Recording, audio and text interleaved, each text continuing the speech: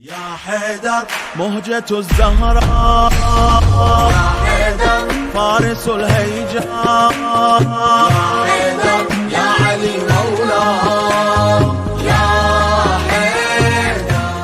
Assalamu alaikum, dear viewers. You are watching Voice of Guidance. I'm Atta, the host of this program. Within the studio is Hujjatul Islam Zia Nia. Assalamu alaikum, brother, and welcome to your show. Wa alaikum assalam wa rahmatullah, and let me also say salam to our dear viewers, and may Allah subhanahu wa ta'ala give us this tawfiq to use all chances for His sake, inshallah. Inshallah.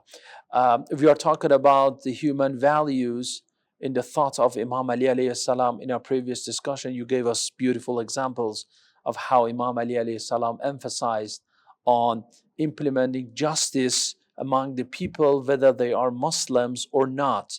And this was a really beautiful lesson that we learned from Imam Ali alayhi salam. Shaykh, in this episode, I would like to ask you about this type of the values and the type of, we can say, humanitarian values that we as Muslims must observe. In our previous discussion, you talked about kindness and sympathy towards the other people. But can you enumerate some other actions that can be done by the Muslims toward each other? Whether, the people in front of them is a Muslim or non-Muslim. Enumerate some of the good behaviors that we can learn from the lifestyle of Imam Ali alayhi salam and practice them towards the others. Yes. We talked about sympathy and love previously. Yes.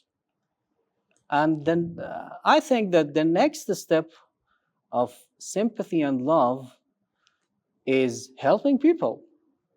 If you love someone, you try to help him, or helping is not meaning always to pay charity to people. Yes. But helping them. Yes. So loving solely or having sympathy only for people is not sufficient and is not enough.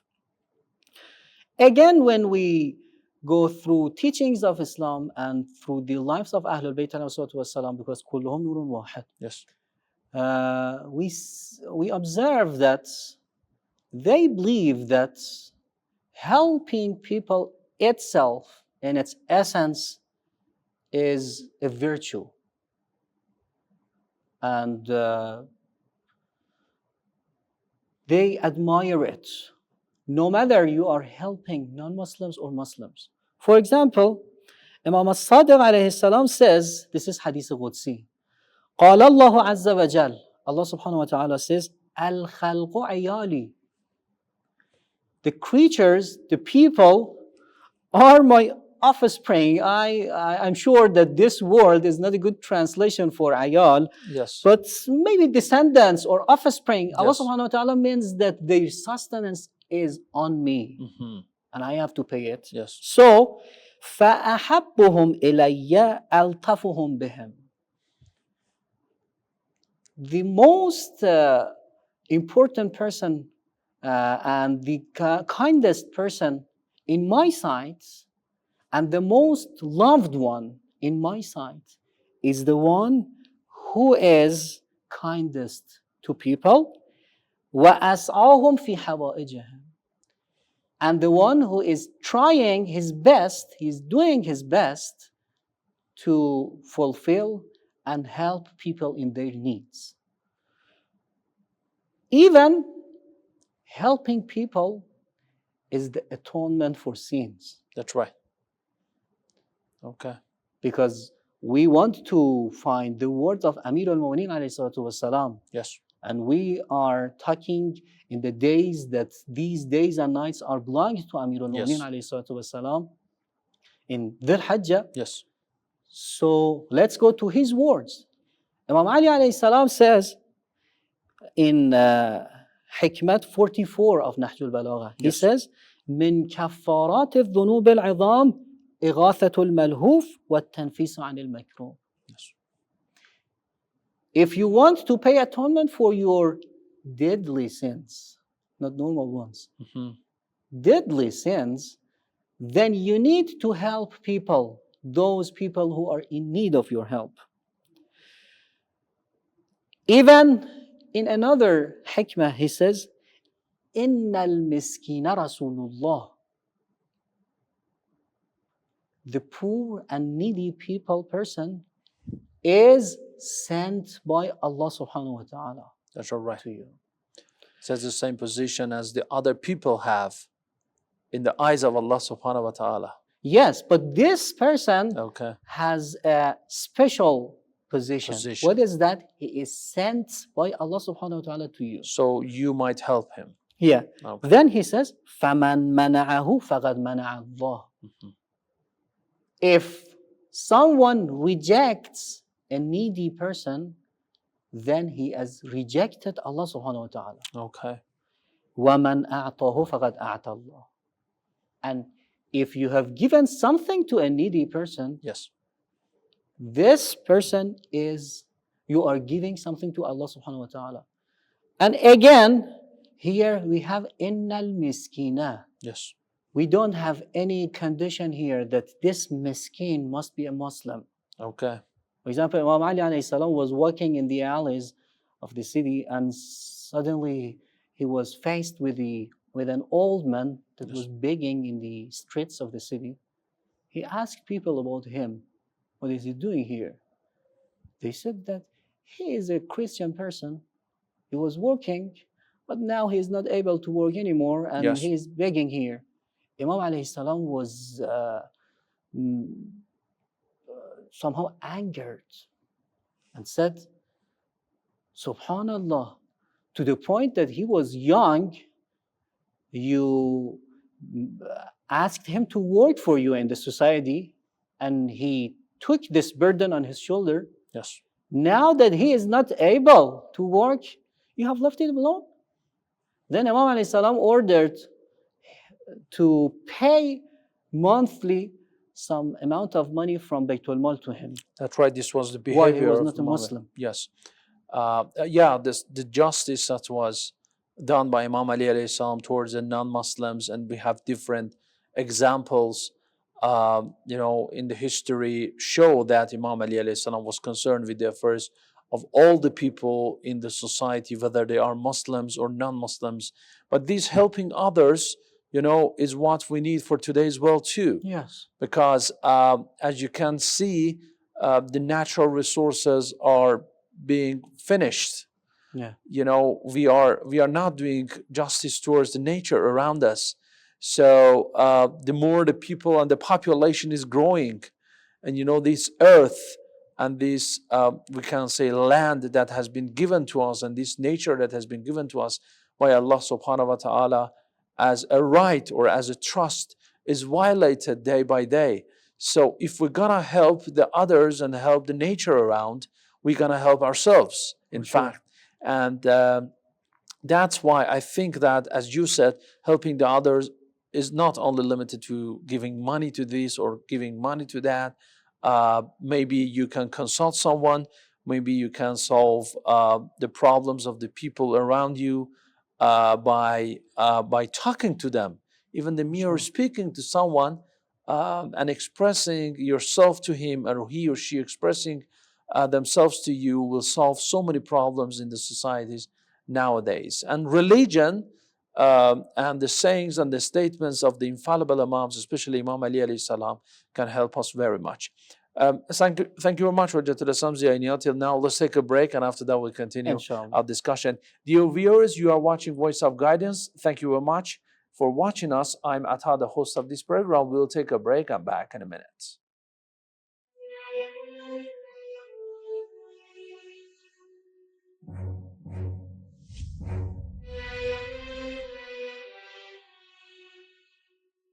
In the month of Dhul Qa'dah, the Prophet, peace be upon him, announced he was going to Mecca to perform a final pilgrimage, the Hajj.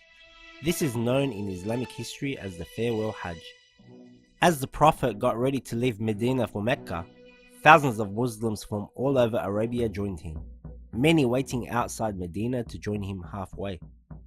This was also going to be an opportunity for the Prophet, peace be upon him, to demonstrate the practices of Hajj and to do away with any undesirable practices from the days of ignorance. When the ceremonies of Hajj were over, the Prophet departed from Mecca, heading back to Medina. When he reached Ghadir Khum, the pond of Khum, the angel Jibreel revealed the following verse. O Messenger, communicate that which has been sent down to you from your Lord. And if you do not, you will not have conveyed his message. And Allah shall protect you from the people. Indeed, Allah does not guide the coverers of the truth. According to some narrators, around 120,000 Muslims gathered at Ghadir Khum, and it was around noontime and extremely hot. The Prophet then gave a sermon in which he praised and glorified Allah. بسم الله الرحمن الرحيم والحمد لله رب العالمين أدعوكم جميعا إلى تقوى الله. To ensure they would never be left alone and to give them hope to continue on the path of Islam, the Prophet, peace be upon him, told the people, ألا أدلكم على ما إن تمسكتم به لن تضلوا بعدي أبدا أيها الناس إني تارك فيكم وديعتين قيمتين وثقيلتين إحداهما القرآن والأخرى أهل البيت. Then the Prophet brought Imam Ali alayhi salam in front of him, and then raised the arm of Imam Ali high and declared, الله مولاي وأنا مولى المؤمنين ألا من كنت مولاه فهذا علي مولاه اللهم وال من والاه وعاد من عاداه. When the sermon of the Prophet came to an end, the angel Jibreel revealed the following verse. Today I have perfected your religion for you, and I have completed my blessing upon you, and I have approved Islam as your religion. People then lined up to congratulate Imam Ali alayhi salam for his appointment as the successor of the Prophet, peace be upon him. The day of Ghadir is one of the most important events in the Islamic history, and to this day, the Shia of Imam Ali alayhi salam throughout the world joyfully celebrate this event on the 18th of Dhul Hijjah as Eid al-Ghadir. اللهم أحب من أحب عليا وعاد من عداه وانصر من نصره واخذل من خذله. Welcome back, dear viewers. You are watching Voice of Guidance. I'm Atta, the host of this program. With me in the studio is Hujjatul Islam Zia, and we are talking about the humanitarian values in the thoughts and speeches and words of Imam Ali alayhi salam. I'll be happy with you, Sheikh, giving us more examples, practical examples from the life and the conduct of Imam Ali alayhi salam when he was really concerned with the affairs of the people in the society and sympathizing with them. Okay. When we go through the life of Amir al-Mu'minin alayhi salatu as the greatest symbol after the Holy Prophet for us, we find that His Holiness is observing his own teachings in the best way. Mm-hmm. For example, regarding helping other people, once the sons of Amir al-Mu'minin and Lady Fatima sallallahu alayha, Imam al-Hassan and Imam Hussein alayhi salam were sick. And Amir al-Mu'minin alayhi salam take an oath that if his sons get healed by the grace of Allah subhanahu wa ta'ala, then he and his family will perform fasting for 3 days. Then, by the grace of Allah subhanahu wa ta'ala, these two sons were healed. Now they want to fulfill their oath and nadhr. They started fasting for the first day. Then for the time of breaking fasting, Lady Fatima sallallahu alayha make some breads and get it ready, baked some breads, and put it here in front of the family to eat for. And break their fast as the iftar. Yes. Okay. Suddenly the knock was on the door. Mm-hmm. They went and they faced with someone that was asking for food. Yes. He was a poor person. Yes. Imam alayhi salam took the bread, give it to him, and they just had water for iftar and breaking their fast.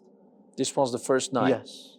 Okay. The second night, okay, again the process repeated. Okay. And this time, an orphan came to their door. And again, they broke their fast only with water. And for the third day, because they had nadr, they performed fasting. Yes. Now they are sitting at the table. Of course, they didn't have a table. Yes. But Yeah, around the Yeah. tablecloth or Yes. something, yes, so on the ground. for the third time, the knock was on the door. Mm-hmm. And here they faced with asir. Okay. A captive. Yeah, captive. Then they donate the bread to him again. For the And- third time. Yes. Although they were iftar, they were fasting and they were hungry from the dawn up to night. Okay. So this severe hunger was shown in their face. Yeah. So the next day, the Holy Prophet met them Mm-hmm. and asked, "What's wrong with you?" Okay. They told this story. Then these verses were revealed. Mm-hmm. The first verses, the beginning verses of Surah Al-Insan, that the most important one are verse 8 and 9. Yes. أعوذ بالله من الشيطان الرجيم ويطعمون الطعام على حبه مسكينا ويتيما وأسيرا إنما نطعمكم لوجه الله لا نريد منكم جزاء ولا شكورا. We are just doing it for the sake of Allah subhanahu wa ta'ala, and we are not seeking any thanks Or from your rewards side. or rewards Yeah, from Allah nothing. subhanahu wa ta'ala. So this is, of course, unfortunately, some scholars intentionally Mm-hmm. wanted to, or unintentionally, Okay. wanted to deteriorate this story, this historical story from the side of Amir al-Mu'minin alayhi salam to some other people. Okay. But The we true have, Sha'an and Nuzul of this verse Yes. was about that occasion. We Okay. have many different evidences in historical Yes. books and in riwayat Yes. that shows that these verses are revealed only for the sake of this family in this That's right. moment. Or helping the poor and gifting the ring when Imam Ali alayhi salam was prostrating in prayer time, in salat time. Yes. Yeah, again to a poor. That was another great example, and which is documented in the history, and this shows that how Imam Ali alayhi salam was concerned with the affairs of the people and the rights of the people, and how much he respected the humans. But Shaykh, the question is this: why Imam Ali alayhi salam respected human beings? I mean, human per se for human, okay? Yeah. Why he respected human beings in general? I mean, what did he find in the human beings? Because they were the creatures of Allah subhanahu wa ta'ala? Yeah. What was the reason? We referred and mentioned the reason in the first hadith that we Okay. recited at the beginning of our discussion from Imam al-Sadiq alayhi salam. Okay. That His Holiness said that al-khalqu iyalullah. Uh-huh. These people are creatures Of Allah subhanahu wa ta'ala. Okay. So yes, he is not believer, Uh-huh. but he is still a precious creature of Allah subhanahu wa ta'ala. Because when Allah subhanahu wa ta'ala created human being, he says, فَتَبَارَكَ اللَّهُ أَحْسَنُ الْخَالِقِينَ. Yes. And this فَتَبَارَكَ اللَّهُ أَحْسَنُ الْخَالِقِينَ is not referring only to mu'mineen. Mm-hmm. It's referring to Khaliqeen. khilqah and Yes, creation of creatures, human yes. being. Yes. Because Allah subhanahu wa ta'ala created human being, he says, فَتَبَارَكَ اللَّهُ. Okay. Very So that's why Amir al-Mu'minin is paying attention to human being. And that's why another point here is that, okay, if we want to broadcast, we do believe that our belief is the true belief in the world. So if we want to broadcast these teachings in the world, the very first and the beginning step of this way is to love people. Mhm. If you do not love someone, how you want to guide him? Yes. And second, you have to do your best to help him or her. Yes. And this is in contrast to the behaviors that we see in some of the extremist groups of the Muslims like ISIS today in the world. By killing or sword or suicide bombing, you cannot guide the people to the right path, brothers.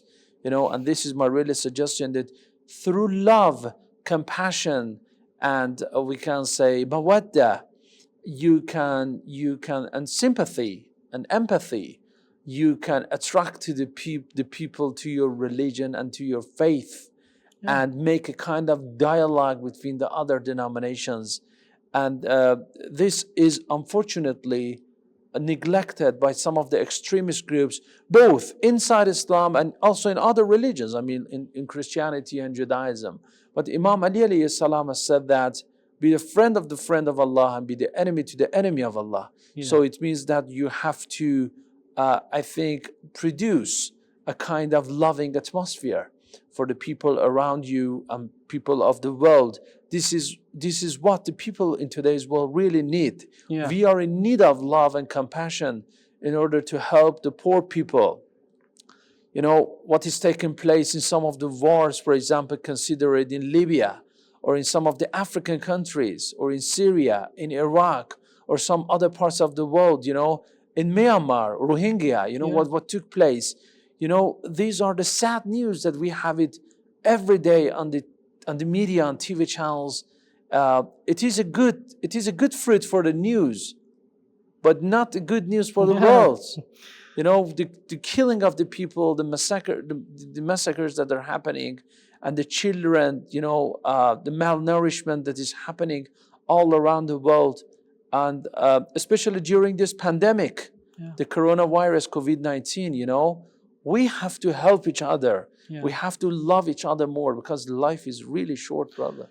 So if we want to remove these problems Yes. from the way of human being in the world, we need to refer to the teachings of Amir al-Mu'minin alayhi Yes, salatu wassalam. they can help us. If we implement these teachings, for sure we'll succeed in this way. Inshallah. Bi'awnillah wa tawfiq. Inshallah, and inshallah, Imam As sees us, witnessing us, and helping each other, and he is a source of grace and benefit for us.